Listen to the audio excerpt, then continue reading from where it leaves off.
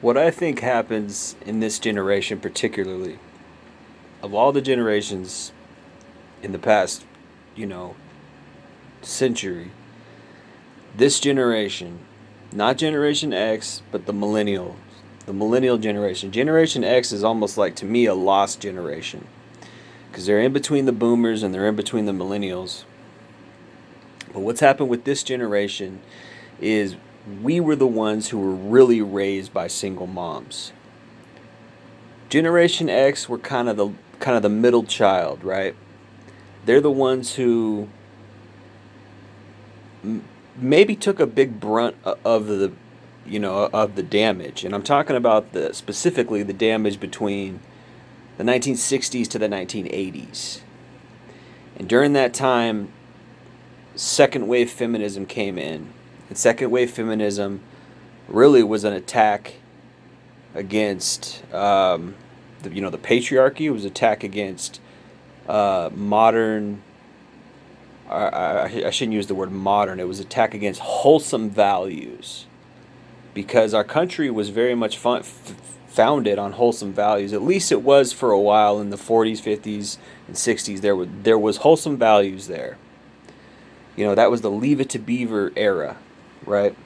Where everybody wanted to be honest and pure and wholesome as possible. They wouldn't even allow swearing on TV. No sex. No even you know imagination of sex or implication of sex in TV or anything like that. Nowadays it's everywhere, right? So we have lost, and I wouldn't say innocence. It's not that people were innocent back then. It's just they had values. They had morals. We've lost that. And I believe, uh, in my estimation, the biggest tool and attack and vehicle to damage that is second wave feminism because it directly attacked the nuclear family. And what is the hub of that wholesome moral fabric? It's the nuclear family. It's the man as the strong leader. It's the woman as the protector and nurturer. The man is the provider, um, and protector, and the woman um, protects and nurtures the children. And it's all synergistic.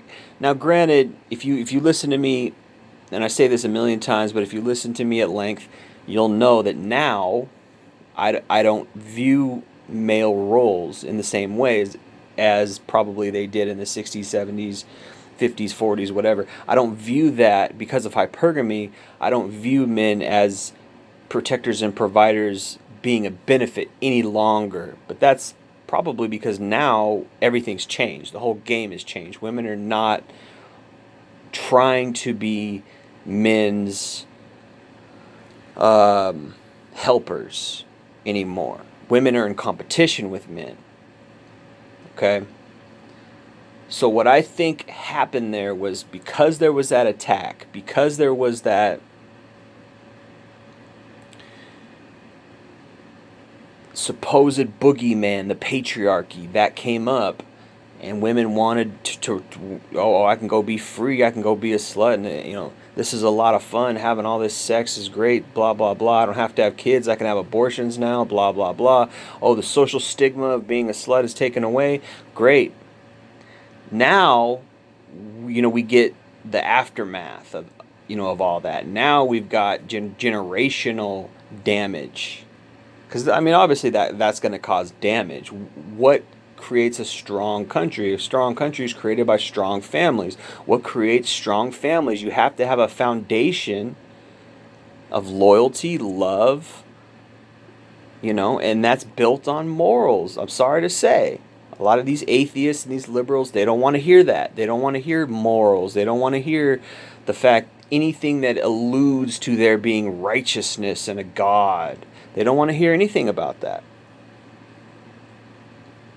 But that's the foundation. If you don't have that in your love relationship, it's probably not going to work out, first of all.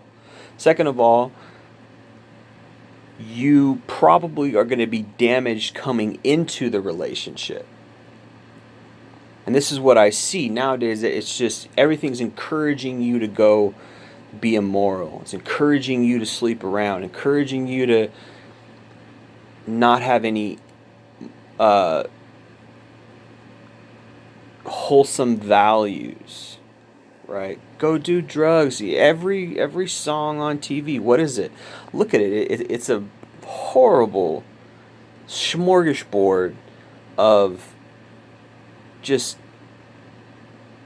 debauchery and degeneracy. From Britney Spears to Kesha to Beyonce to I don't even know who they have now. These were my generation's female idols, and look at what they were doing. Jennifer Lopez, look at what she did in the 2019 2020 Super Bowl. Look what she did. What was that, a month or two ago? Look what she did. She basically a stripper. Basically a strip show at the Super Bowl, and kids are watching that. That's what we've turned into, and that's our idol, Jennifer Lopez. My point is that everything is encouraging, and I'm not going to sit here and say, oh, sex isn't fun, or doing drugs, you're not going to have a good time. It's only going to put you, brain damage you and put you in the hospital. That's what the old, degeneracy apologists used to do, like Bill Hicks, and I think he's funny as hell. I enjoy his comedy, right? And whomever, right? These guys who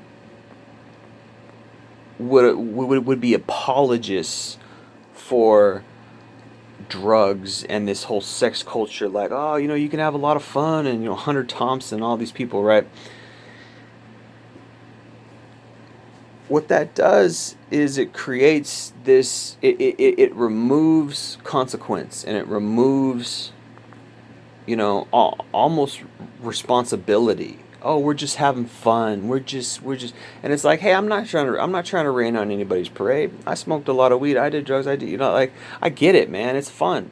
It's fun to have sex. It's fun, like, but at the end of the day, like, there's consequences. I had consequences.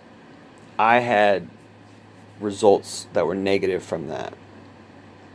My point being throughout all this is that we don't instill any values anymore. We don't have any values because we've lost the father. We've lost the leader, and the father is the leader, and he's supposed to have values. He's the one who's supposed to bring discipline into the family unit. But when you remove that, you remove accountability, you remove responsibility. If you ruin and damage the female, she's not going to play her part and respect the male. She's going to want to lead, and that's an ugly thing. You have to have a male leadership with strong values. Nowadays, what I see is I see women leading. I see women leading, and I see weak men. And I sense a lot of men who are being led by females, almost like the female is the guy's mother. And I don't think the females themselves understand. I don't think they understand the role that they've been placed in.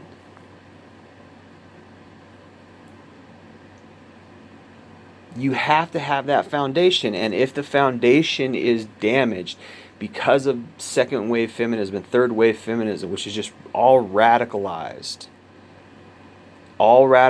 into hate, all radicalized into aggressive attacks against the quote-unquote patriarchy, which is just anything masculine.